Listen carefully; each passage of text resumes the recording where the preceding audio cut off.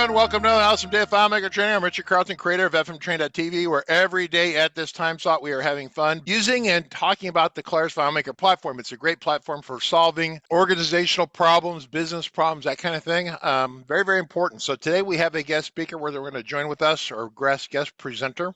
Real quick, that's the channel. If you want to support the channel, I highly recommend that you check out our annual subscriptions. They're pretty inexpensive. You get all sorts of great stuff. People say, how can I send you a donation? If you want to donate, buy a subscription. That's all you have to do. We'll greatly appreciate it.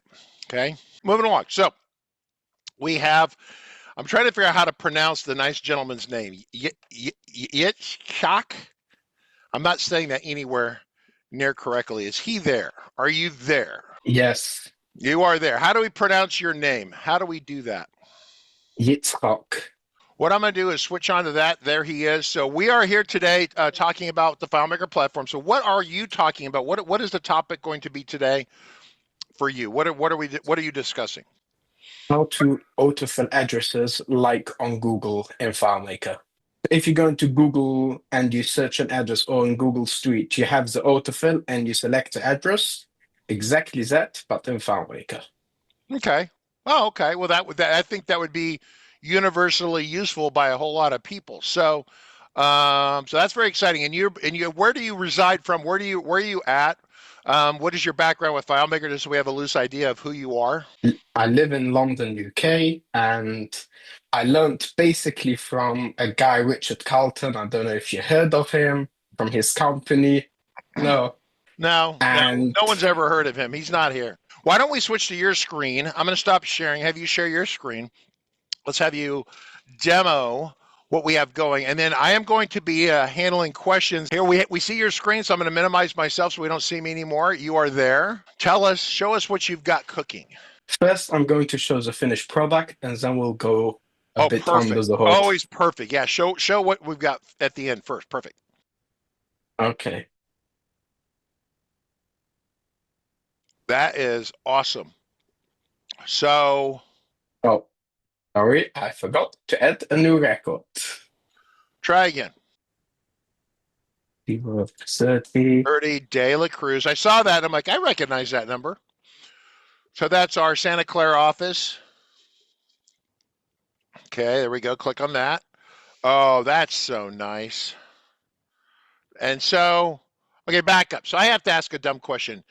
You're going to walk us through on how to build this. Is there a sample file that we get to play with this? Because people are going to ask me immediately. They're going to want the sample file for this. So I just thought I'd ask the question now. If you want. A second.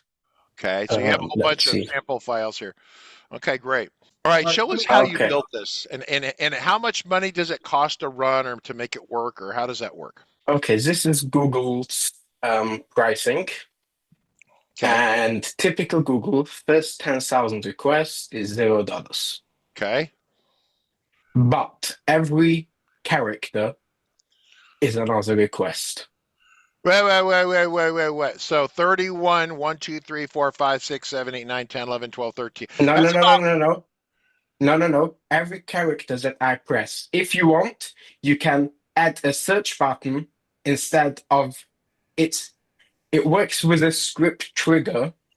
I got it. So every time you hit a key, you're doing a request to make it dynamically awesome. Correct. Okay, so everyone follow what just happened here. So do another one. Just pick another address for me. Click on there. So just do it slowly though. Character. Okay, ding, 2, 3, 4, 5. Right? You see that, right? So he did that. It didn't fill in, but no records again. Found set of 0. As he's typing, 1, 2, 3, 4. Yeah. 5, and when I press FM training is number 6. It's 6. So that cost me 6 of my free 10,000. Okay. So correct. It's not completely because there's two.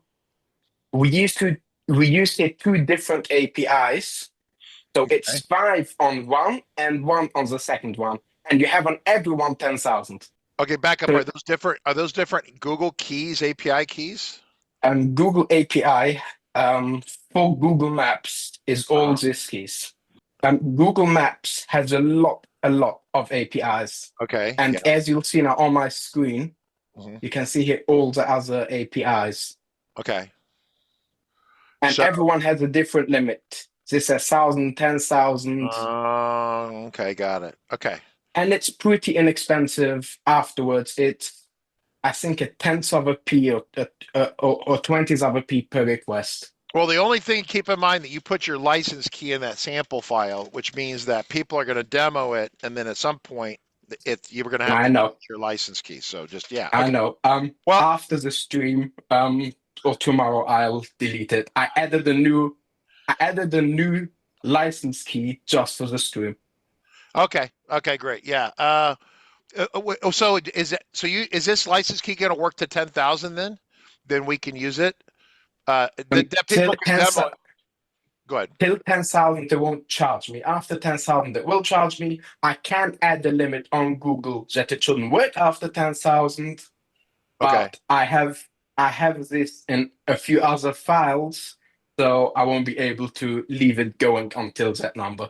Okay, yeah, I got that. So one of the things we want to talk about as we build this is that what for them to take your sample file and to activate it with their key, we'll want to loosely talk about that briefly. So yeah. It's one script step, and it is in the startup script. Okay. It's this here, you need to replace this key. Okay.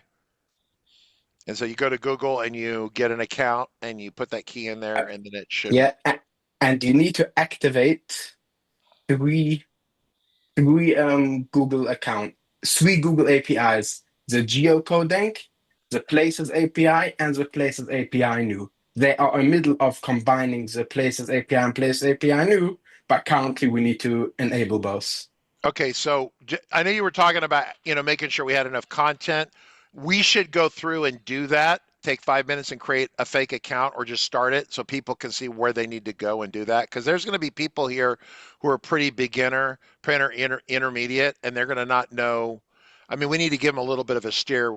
If we have time today to do that, that would be great. So. Okay. Right, cool. So show us how this works, or what do we need to know, or are you done? Is that it? No. Okay. About the search. Okay.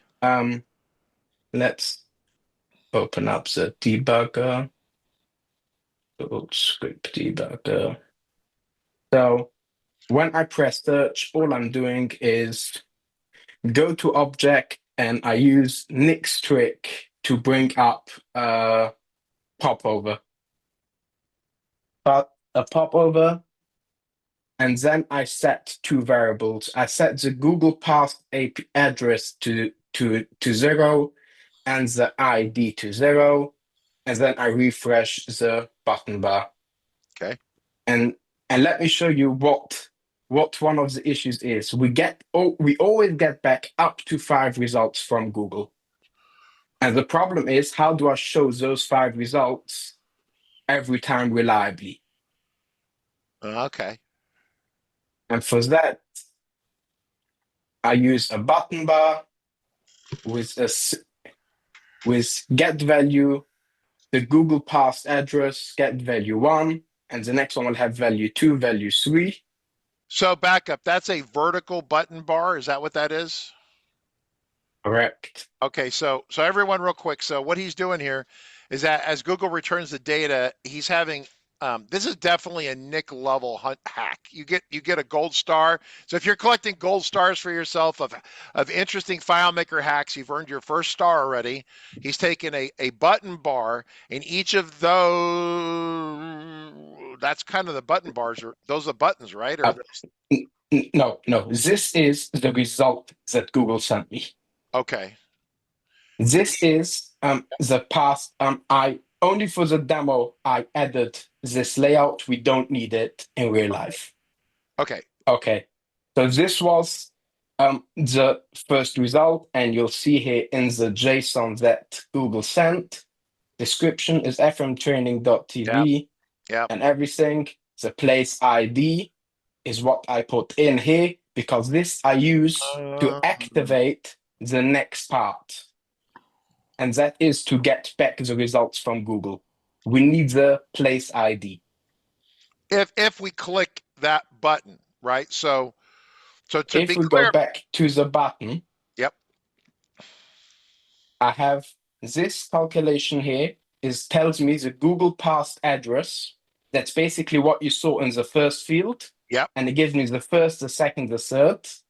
And as a script parameter, I set the get value of the past ID, the same thing, 1, 2, 3, 4, and 5. Okay, so here's the deal. I want to, there's probably some questions here, so can you help me out with this training a little bit here? Can you go to the other layout and just grab that parsed field and bring it over here temporarily? Because we're going to draw on your screen here a little bit. Margaret, you get to yell at me on this, yes? Okay. Yes. So grab that. I don't know why it doesn't let me select the field. So I'll just bring it in fresh. So Yeah. fields, it's past address and past ID. Oh, I see. Yeah, I want you to put the address next to the button bar. So I don't know that everyone's exact. I mean, the advanced people are getting that. The beginning people maybe not so much. I don't know why FileMaker doesn't let me do not anything. Feel free to quit and reopen it if necessary. Okay, Margaret. And I'd also look up the zip +4. Zip +4. I'm looking at Ed Burkle's comment here. So, okay, so zip +4. In the United States, we use a code. Once we get that fixed, we'll go back to that. Ed, we're not going to cover that yet. He's triaging his moment here. So it's working now. Great. So yeah, what we want to do is put the button bar, because I'm going to draw on this a little bit for all of you. See what's happening here. Okay, great. Are we ready? So can we put do the 3130 daily cruise up here again? Let's try that. Okay, hold for a second. Everyone just freeze for a second. So this is a button bar. The button bar, just give me 30 seconds here to talk about. Button bars normally look like this at the top of the screen, everyone, right? However, you can reorganize the button bar vertically, right? You just say vertically, right? That's what this is. It doesn't look like that, but that's what it is, okay? Because you're not seeing the lines around the buttons. Those are the buttons, right? Jesse, yeah, I know you're good on this. Who's more of a beginning person? Margaret, are you understanding what I'm saying here? Can you check on this? Yes. No, I'm getting. That makes sense that it's a button bar that's vertical. Now, so that's step one. That's a button bar. Now, the next thing to understand is this is a single block of text that came out of some JSON he had. So this button bar says grab the first value. Remember we were talking about values this morning? Right? So there's 1. Yep. There's 2. There's 3. See how this all works? And so he makes a request up here. It fills in the JSON somewhere. He's going to get to this, right? And we get this and it feeds into this. It's actually, I like this a lot because it's pretty, if I can explain it to people, you have done a great job, Mr. Fogel. Did I say your last name correctly? It's very easy. Yes. All right, I'm just going to call you Fogel from now on because Fogel's easy for me to say. I'm going to call you the No Fogel. problem. I mean, right now, just to be clear, if I stop the show right now for the day, right, and I'm going to put myself over here briefly. If I say the show's over, we have already had our value full today already. It's already an awesome show. It's great. It's one of those deals they say, mic drop, mic it. Everyone needs this in their solution. I guarantee it. It's great. Fogel's killing it. All right, so we're going to let him continue. However, just to frame it, today is already okay. Now you got your second gold star. It's an achievement when you have awesomeness within the first 21 minutes of the show. Great job. All right. You may continue. Okay, so let me just show you the script as it is a very easy script. The first search is I set a variable of the API key. I set a variable what the search is. I set a variable what the URL will be that I'll send.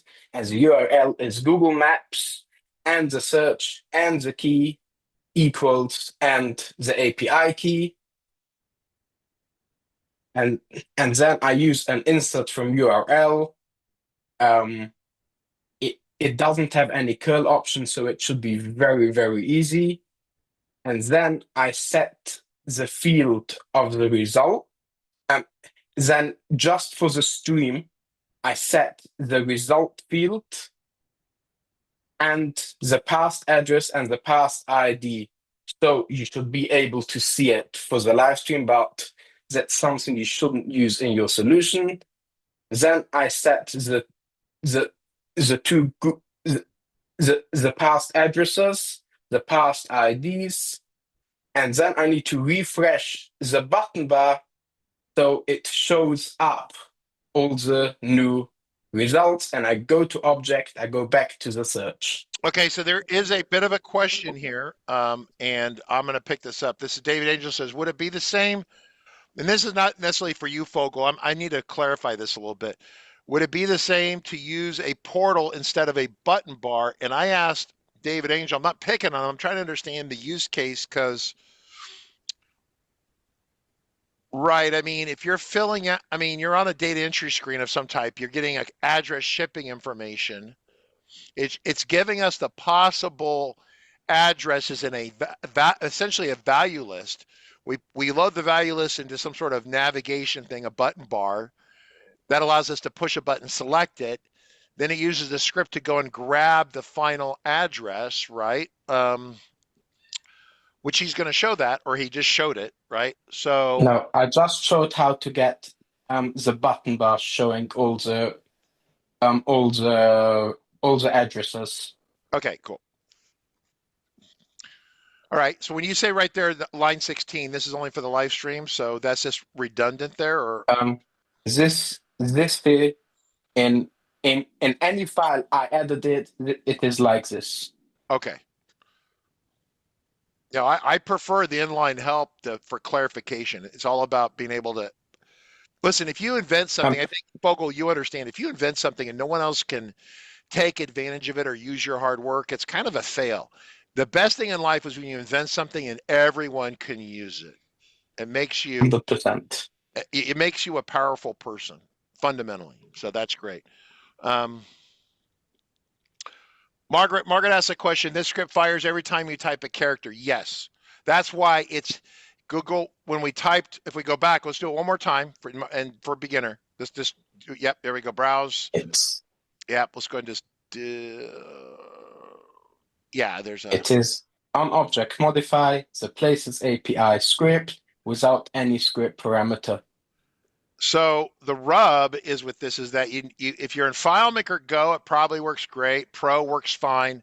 If you're on WebDirect, I don't think I know it works perfectly. I have it in a solution. Even with the on trigger modifier, do you type the whole line in? No, on every trigger. Everywhere. Yeah. The only thing I changed there is instead of this being a popover, I made it a slide control.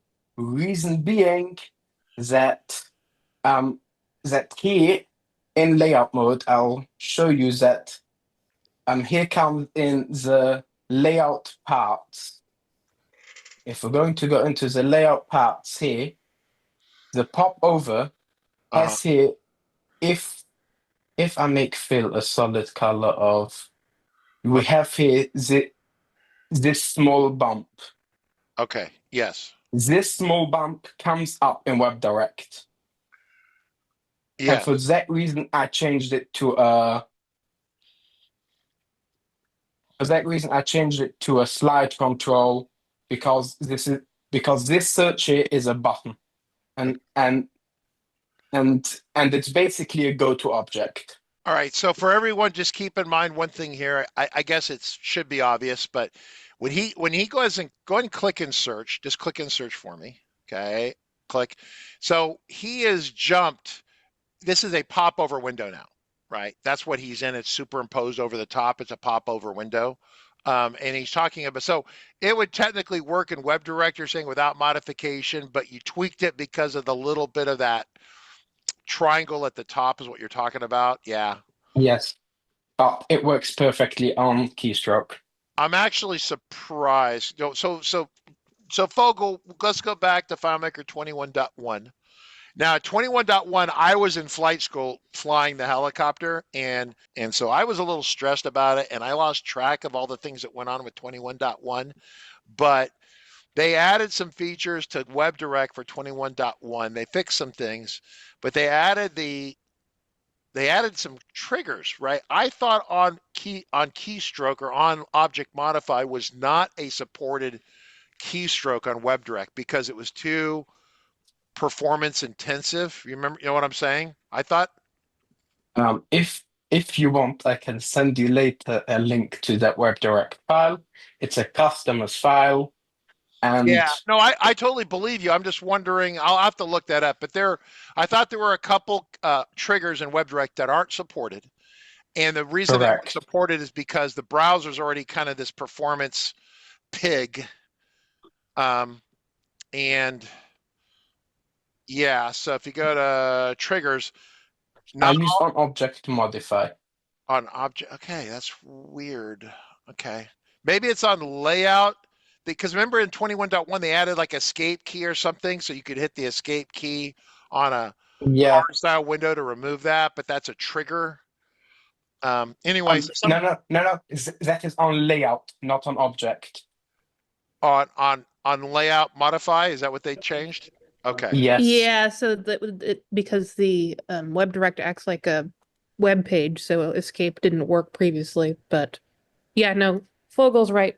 The objects versus I'm not saying layouts it's not right. I'm just trying to reconcile this in my head because yes, I mean, if you watch okay, that's really old. All right. Second, how do I get rid of this? Okay. On object modify WebDirect, I see only partial. So you were right, but it works. I understand, but keep in mind you're on FileMaker 16 help here. So that's a really old help. You'd want to check that. Try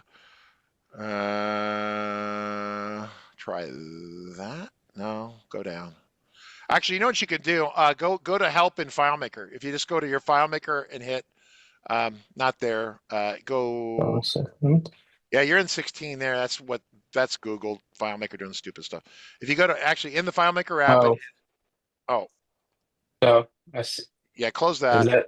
Go here, then hit help at the top. Let me get rid of that. Help right there to the right. Click that, FileMaker Pro help. Type in the search, which I don't see. It went off to another screen. Give me a second. No problem. On object modify. Because we have to be careful about. So with WebDirect and with customers with slow solutions, I'd be inclined to let someone type the address and hit return instead of it doing on every keyboard shortcut, because that is graphically beautiful, but performance-wise, there we go. Click on that. Is it still partial? Scroll down, partial. Yeah. Now, if you scroll down the notes, it'll tell you what the partial part is. Just scroll down. WebDirect does not support to monitor in a field, such as when a web browser enters or exits a field, monitor keystrokes with what may reduce. Yeah, see, this is my concern here. So you're saying it works great. I'm totally good with that. But this is one of those little like if someone comes along and says, hey, can you do a loop in a helicopter? And like most helicopters, like you can, but you might die. So probably not a good idea, right? So that's one of those areas. So if you've got it working well, Mr. Fogel, that is fantastic. Thank you. Questions from anyone? Lynn says, does the free 10,000 calls reset yearly? Or do you reach the limit and you don't get any more free? Monthly. It's not yearly, it's every month. Oh, it's 10,000 a month. Okay. Yes, it's basically free besides if you have a very big solution. Now I'm going to come into the hardest part of here. And this is how I get back the results. Richard, can you see it? I can see it. It looks good. Okay. May I ask you, how will you get me out all the components? How will I? What's it? I'm sorry. I'm looking at people asking questions here. If you're asking me a question, I missed the question. I apologize. Yes. I want to ask you a question. Do you know JSON? No. Generally, I'm not a JSON person. Okay. So basically, I'll tell you what the issue is. That the street name is part of the JSON piece. Really? The field name. So I couldn't get the result correctly because Because if you look here, the address components is, maybe, let's bring up the I see. data viewer. You're fixing their stuff. Okay. Okay. Let's bring up the data viewer. Watch.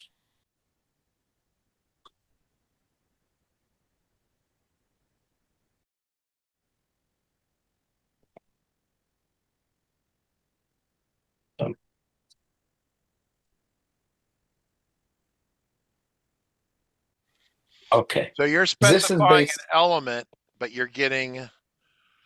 This is how I'm getting it.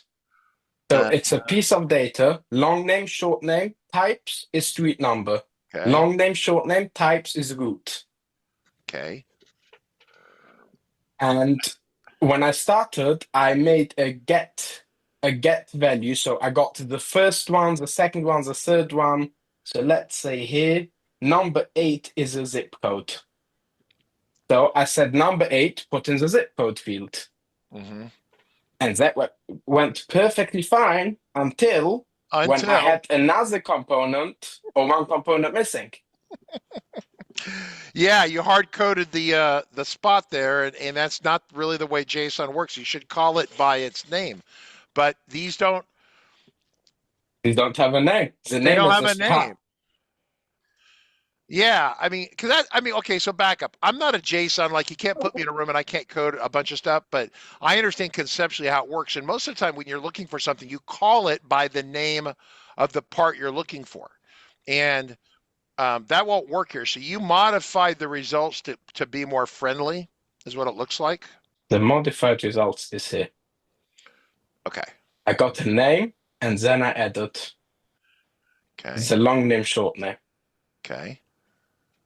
And the way how I did that is with one script step, so I hope it will be easy understandable.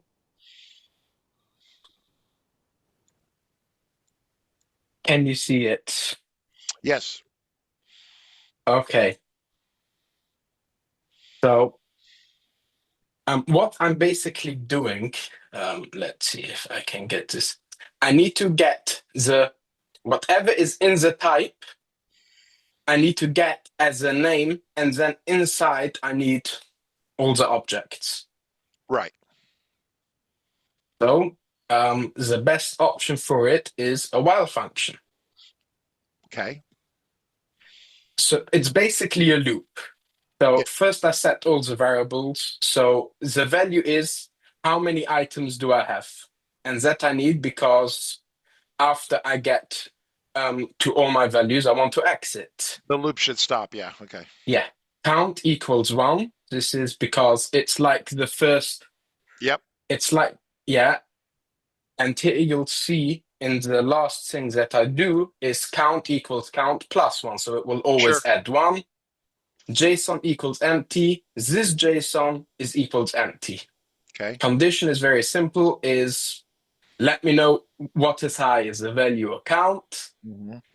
And now the first part I do is I clear out the JSON. Okay. And to get only the component, the first thing I want is only this top here. So I go to the address components, I go to types, and I get the street number. I strip it down of any information besides the actual field, so commas or anything like that I take away. And then and of course, as it's JSON, everything needs to be -1. Yeah, because it JSON starts at 0. 0, yeah. Okay. Yeah. So once I have that, I make a list of that JSON, and before the list and after the list, I add I don't know what this character is called here. I'm sorry, I'm muted. That's a curly bracket, Margaret? Yeah, that's a curly bracket. And that's basically the whole. If you want, I'll go through what I do with the next script. Okay, if is empty get script parameter, because I use the button bar and there may be, let's show it here. You could have only 2 or 3 responses if you get to the end, right? Yeah. Okay. Whoop, too many. So if I press here, it will still run that script. So if I'll go here to the script debugger, because it's a button bar, it will still perform the script. So I exit it if the script parameter is empty. Yep. Okay. And where do I have a script workspace? This way. I set the variable of the API key. Obviously, I decrypted because I encrypted it earlier. I set the variable of the place ID, what I sent in the get script parameter. I set a variable, the URL, and that is the place ID and the key equals API key. Insert from URL is just the URL without any curl option, so it's very, very easy. It's a target and the URL. And then I set the Google search then I set the search field to empty. I set the variable of the past results. And then for the live stream, I added here, this is the Google results and Google results fixed. That is what I showed you here. Yeah. Let's go to the. Yeah, so okay, so you should be able. We do have a question real quick on here. So David Angel asked a question on this Google this transformation up there. If you go up to that window there, Yeah. He says types value is an array. He's talking about JSON here. So I think correct. This is an array. So I need to take the first value of the array and get that as my field label. Yeah. Because as you'll see here, I have administrative area level 1 and political. So I need to only take the first one. Okay. Because I have it 2, administrative area level 2 also has political in it. Okay. Interesting. Okay, and then I set all the fields. And I clear both the Google Pass address and the Google Pass ID global variable. So if I go back and I do another search, it's empty. Okay.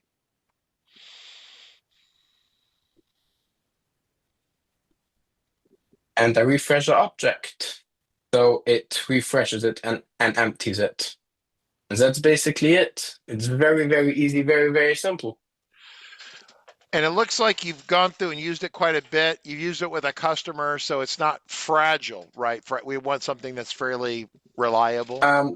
The only thing is that I know in the customer solution, I needed to change around a bit the address and everything because there I had an address 1, an address 2, an address 3, and a lot of times Google gives you certain, because I'll show you here, edit layout. Let's remove these two.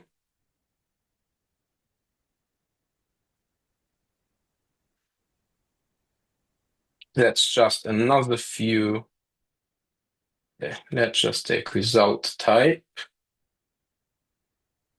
Add it as a layout calculation.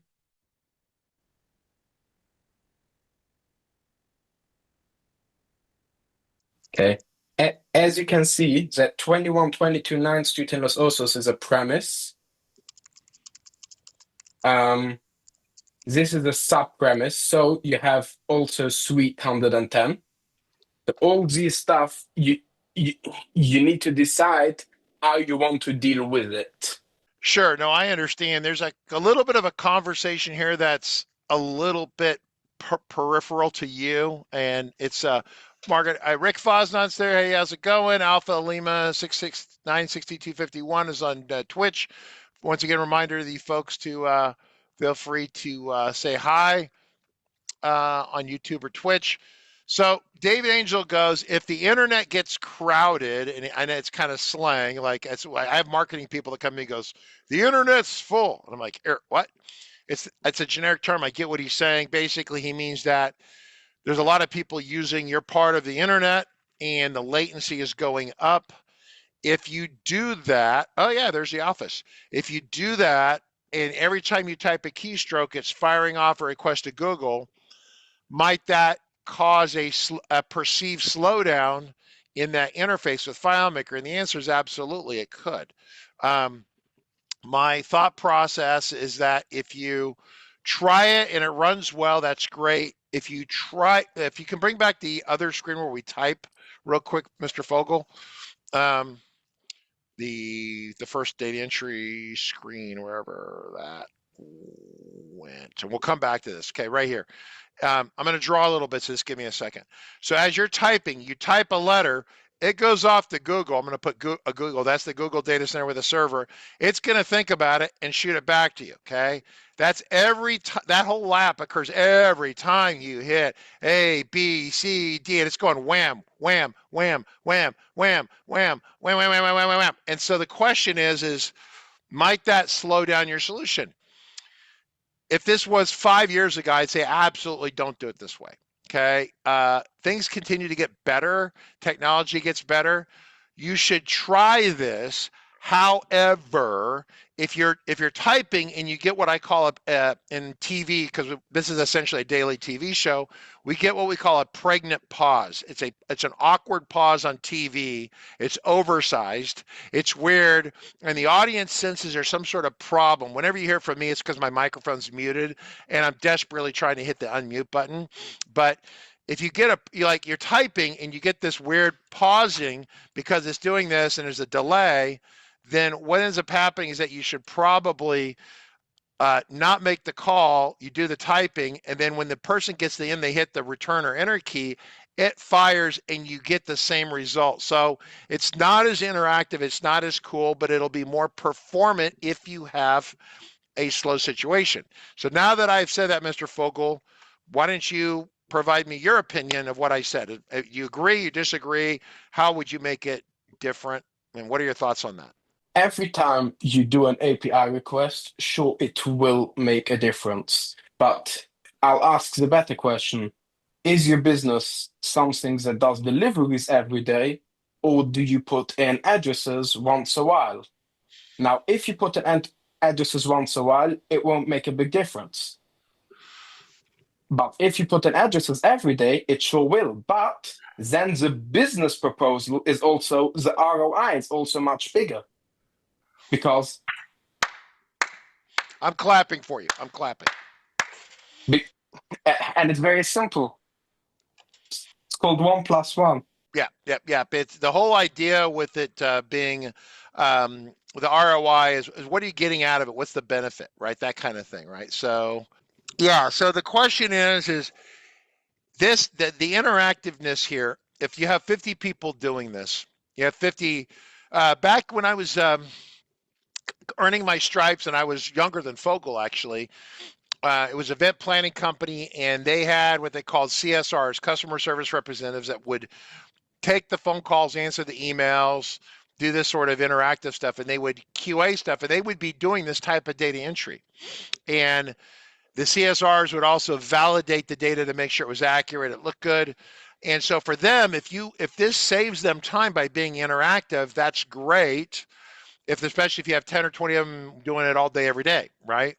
But then you need to have an internet that will support that, and to make sure that you have a Google account, that you have enough premium services, because Google can and will throttle your services depending upon if they get busy and they have high-end paying customers, like enterprise level customers that pay them $500 a month or something like that. Those people are going to go to the front of the line if there's a backup. Take it to the bank. That's a guaranteed thing. They're going to do that. So just understand what the ROI is, and you could tell why he's such a great presenter and probably an awesome FileMaker developer, Mr. Fogel. He's talking about it. Is this something you want to do? What's the return on investment? Margaret, questions, thoughts? I mean, I think this is as cool as it is when I first saw it. When he first showed it off to me because he was running by to see if we would want to present it on the stream, and I was like, oh crap, this is really cool. Oh, we have a question from Jesse. Is there a way to pull in the time zone? Does Google have the time zone for the ad? Probably. Oh, UTC offset right there. Holy sh! What's it like to be asked a question and Fogel's sitting there going, ha ha ha, watch this. He probably doesn't say, but he says, watch this in his head, and then he does this. You can ask my customers. I'm sorry. Minus 48. Minus 480 is because I'm in UK and you're 8 hours behind. So it's 8 times 60. Okay. So that's minutes. That's offset in minutes. Is that what you're saying? Yes. Okay. I don't normally see it that. Oh, that makes sense because there are some time zones that are like 30 minutes off. All right. Do you have another demo file you want to show us? Because you got another about 15 minutes or so. All right. Go. He's got a whole bunch of sample files. Wow. All right. Uh-oh. Okay. Yeah. Okay. Yeah. That's our cleanup thing. Sample mock data. Yeah, I think that's working. I know we did some work and edits on that. Okay, let me clarify. I disabled the API downloads because that would add to the time per contact. So it's around 20. So if it's around 20 contact, that means around 20 to 30 seconds. Okay. So I wanted to make it quicker, so I disabled to import the pictures. Yeah, so I think it mostly generates random data with the exception of the pictures. And it took 30 seconds. Okay, great. Okay. Now, let me bring up number 2. Okay.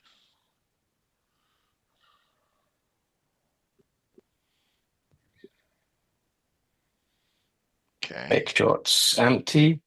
Okay. Yeah. Oh, we're gonna do a performance change it. 2. Okay. 2 is the same thing as I did with the other one. Okay. Yeah. Generate records. Okay. So you have a faster API here, I'm assuming? No, I disabled the API in all of them. It took 9 seconds. Okay. So then how are you generating the random data on this one? 1 second. I'm only up to the second one. I'm very impatient. I have to ask. Jeez. So it took 30 seconds number 1, 9 seconds number 2. Okay. Let's see how long it will take for number 3. I feel like Hans is here, Margaret. Hans is a stopwatch guy, right? Every time he's here, out comes a stopwatch. Whoop. 2, 10, and 2. The same as all the other ones. Generate records. 2 seconds. Okay. So yeah. I went down from 30 to 2, but that's beside the import of the image, right? Yeah.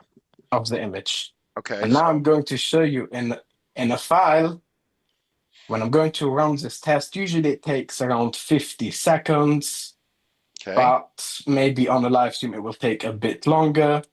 And this test, what it does is opens and closes windows, goes to layouts, or it opens a window and select window and count and select back the first one. Okay.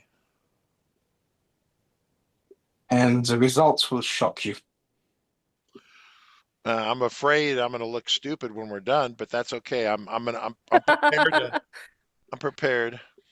Okay, here we go. New window. Card. 11 seconds.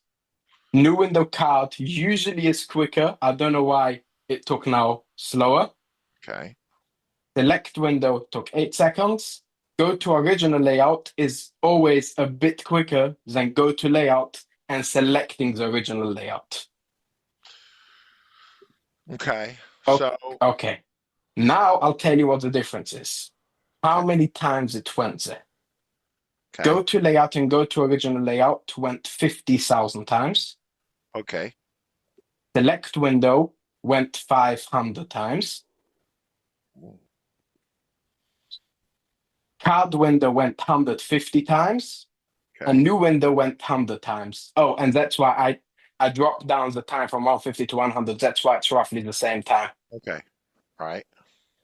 So basically what happens is that to open up 100 new window and close window is roughly the same amount of time of go to layout 50,000 times. Huh. Back up. So say this again. So if we stay within a window and we jump layouts, you're saying that's vastly faster, correct? Look here. You see, new window is 11 seconds, card window is 12, select window is 8, go to original layout is 11, go to layout is 12. Let's say they were all the same amount of time because it's a very minor difference. But when I'm going to show you in the script, new window is exit loop when counter equals 100. Okay. Card window, exit loop when counter equals 150. Why don't we make these the same so you'd have a better comparison on the clock, on the time? No problem. I'm going to make them all to 100. Yeah, set them to 100. Do that. Go to original layout. It's 50,000. So let's get that down to 100. Sure. This will make it. Yeah, because the way you've cooked it, I think was you were doing it for yourself. But then if you're trying to, you're not a very good car salesman, Fogel. You'd be like, you want to show it how amazingly, if you buy this car. The problem is that, okay, let's just run the test. The problem is that the go-to layout, I wasn't able to see a difference between original window and the different. If I stayed at 100, I needed to go at the huge number. And if I went that time for the card window, we would be here till tomorrow. There you have it. Okay, there you go. That's how you sell a car, Fogel. If you buy, hang on, let me help you out here for a second. Let's practice on how to sell a car. If you buy this car, you're going to be a little old lady on the freeway with your car. There's your car. Little old lady. If you buy this, you're pretty fast. And if you buy this, you have the Millennium Falcon. Okay? That's how you sell this, because the number's so small that it's basically rounds to zero, essentially. You can see it. I think this is, I'm not sure if it's millisecond or microseconds. Let's just give it a check. Swift workspace is microseconds. The test, the first number, you'll have it up in like 20 to 30 seconds, is microseconds. So if you go from seconds to milliseconds, microseconds. So it's smaller than milliseconds. Okay. I don't normally deal with microseconds. Honey, you want to go to the store? I'll do it in 5,000 microseconds. Okay. So here, the only way I could see the real difference was using microseconds. Yeah, well, I like this. By the way, so for programmer developers who are really deep, and some of you here, I apologize, but this, if I'm a basic salesperson, 12 and 8, you're like, yeah, okay, that's better. That's like a third, not quite half, a third better. That's way better. And this is stupidly fast. Now, the reason we pop new windows is because, so Margaret, here's the deal, what he's talking about. So if you pop 1 or 2 or 5 windows, this doesn't matter, okay, at all. But that script that we wrote in the starting point to add new records pops a lot of new windows continuously, thousands and thousands and thousands of them.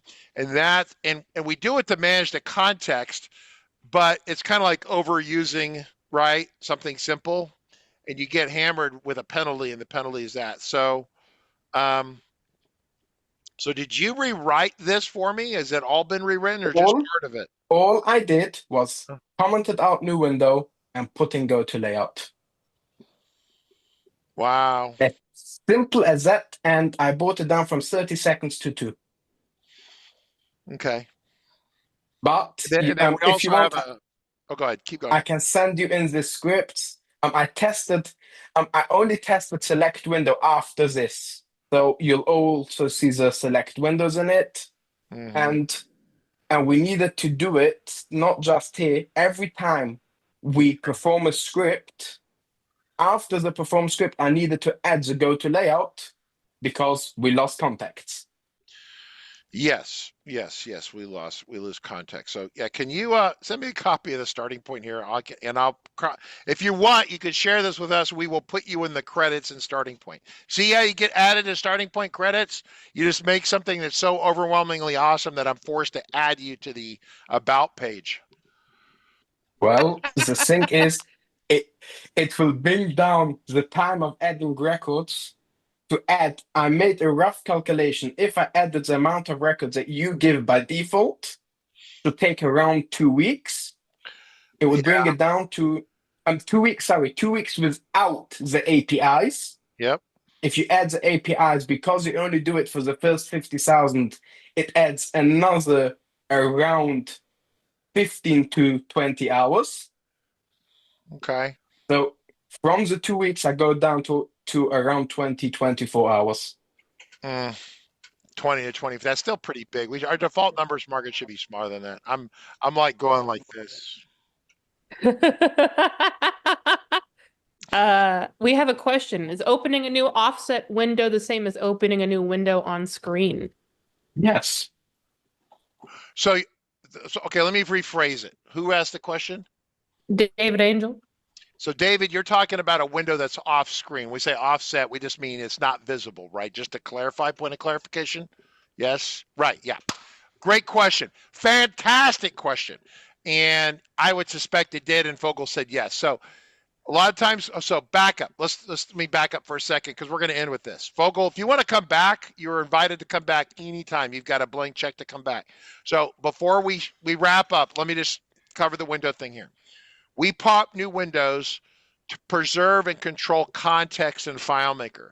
So if you're in a data entry screen somewhere and you're doing a bunch of stuff and you need to find some data or do something else, we pop a new window so it doesn't disrupt where you're at. We pop them generally singly. If you have a very complex process, 5 or 10 of them. It's not generally a penalty. It's not a bad thing. If you run millions of these commands, if you do anything with millions, okay, someone says, I'm overweight. I want to lose weight. Okay, can you eat peanut butter? And is peanut butter going to kill you?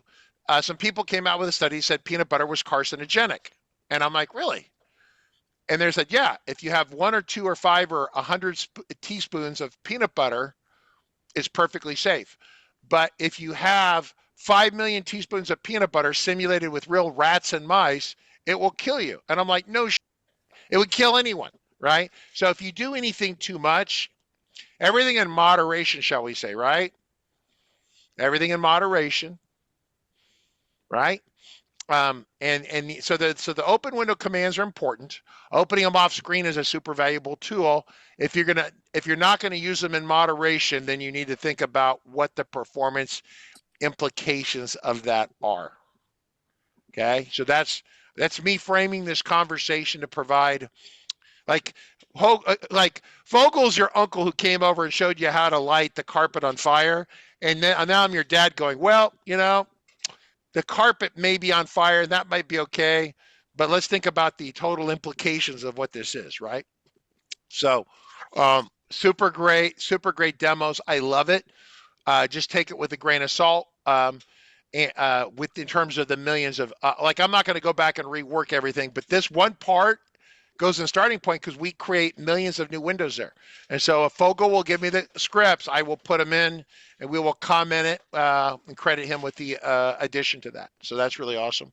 If it's off screen, say 800 will not render, less process may be faster.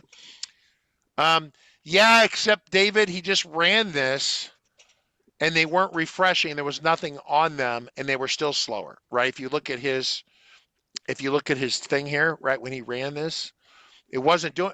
Dave is totally correct.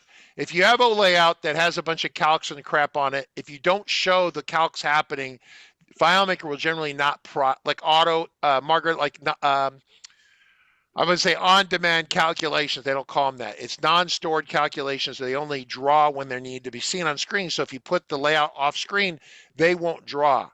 David's totally correct about that. However, in Fogel's demo here, there's nothing on the layouts. I think it's just the fact of spawning the layout is causing the slowdown. Once again, yes.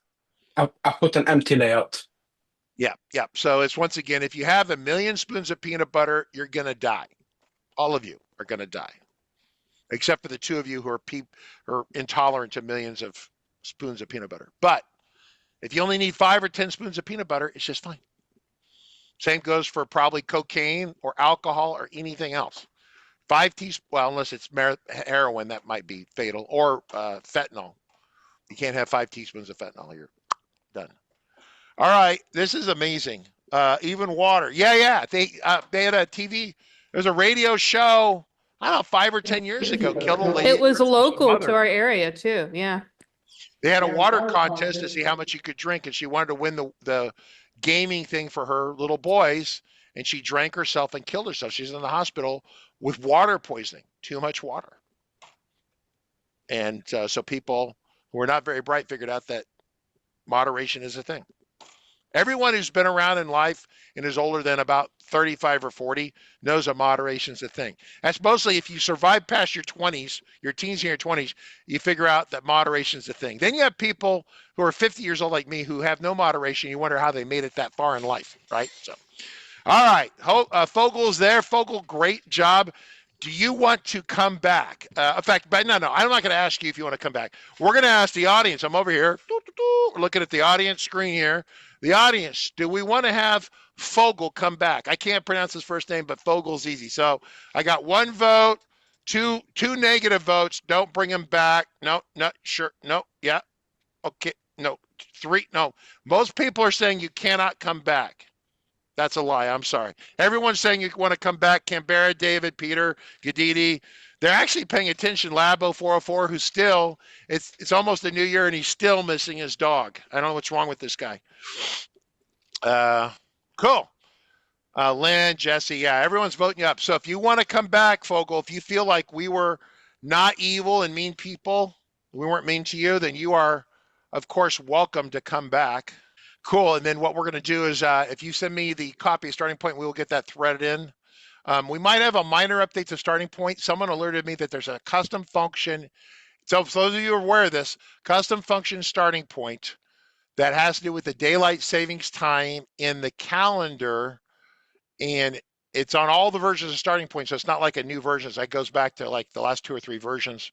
If all the versions of FileMaker, it works fine, but as soon as you're on 21.1 specifically, and you check daylight savings in the calendar, something weird happens, and it's a custom function. I don't know. FileMaker says it's not corrupted, but it's definitely a bug in FileMaker that is triggering it. So I've got to get an update from my engineers on the daylight savings time check on that. But if you run into that, just so you know, we've seen that as an issue. What happens is that the time, there's a custom function that gives you the time, and instead of being like 08:00, like 0800 in the morning, it puts 0 and the question mark, like a bad formatting, :00. So if we see that, we'll let you know. So Margaret, the sample file's posted. Fogel, you need to let us know when you want to come back. Let me know. I always prefer people find something that they built for customers that they can show. That's like why I have the one project for the helicopter company. I build stuff for them. I talked to them today, talk to your customers, right? And figure out what they needed. You build some unique stuff, and then you go, hey, I could recycle that. So you kind of make a little sample file and you come on and show to people. That's the best way. So if you have some little nugget that you built for them that is generic that you can share, a little sample file or something, that's the best ones. That way you don't have to do a bunch of work. Okay. We spoke this week about performing scripts on servers. So I just wanted to open up a file that I have here, and I'm going to show you another way to do it. Wow. Okay. Do you recognize it? Yes, I do. This is very cool. It's not FMSP, but it's based a lot on your concepts. Sure. Ah, look, Anchor Buoy. Well, I saw it somewhere. I told you were my teacher after all. I learned from a lot of people a lot of stuff. And it's in this search here. The things that I did here is I have here a search with, here I have 10 fields. I have like in a next thing, different right? solution You do even next more. things, right? Yep. Yes, but I did one thing different. And I want to show it to you here. This here is what I did is I have here an admin field where I can see everything that happens. So if I'm going to search here something, let's say I'm going to search in number 078 and I go to address, as you can see, I already got my results back. So whenever I'll press apply, I already got all the results back. And what I do for it is I use perform script on server with callback. So basically between one field and the next field, I send the script to the server and I get back the results and I put it into another field. You know, you really should come back and do this on a show because we can't do justice to this right now. We can't. People are not going to have the time to ask questions about this. And I can tell this is a great topic. No problem. If you want, I'll speak to you after the show or to Margaret and we can organize it. No, because what I just saw was really cool. So you did the search and it already went and then it brought the data back while you were still doing typing, right? Correct. That's really cool. That's really cool. The reason I did it is as I told you on the telephone the other day, I have a customer solution where I have 40 connections in the relationship. So I couldn't wait after all the searches to get the results. So I needed to do it with a callback. So when you do one search after the next, I already get back my results. See, I have questions about that once again, but we're at past time. This is a whole nother show, right? So now I'm like hooked and now I don't want to wait for the next show, but we can't keep going like this. So it's just, you're such a bad influence on me. I was doing so well and then the show just keeps whining and it never stops. So, can we do a callback show where we talk about this? Can we do that? That would no problem. Okay, can I get people to upvote this one as a separate show? Yes, please. Okay, people are saying yes, they want this. Yes, buzz, buzz, buzz. Okay, you're very popular right now. So can you come back and show us the callback, please? Yes. Okay, we will get that scheduled. Margaret, I'm going to let you do that. Oh my gosh, the explosions and fireworks. That's so cool. All right, cool, everyone. We're going to let you go. I'm going to run the end credits and then Fogel, don't go anywhere. Just hang out for a moment while no problem. I shush all our guests away. Thanks everyone for coming. We'll see you tomorrow where Margaret is presenting. Margaret, you got to follow the Fogel. That's going to be hard. It's not going to even be remotely the same, I promise.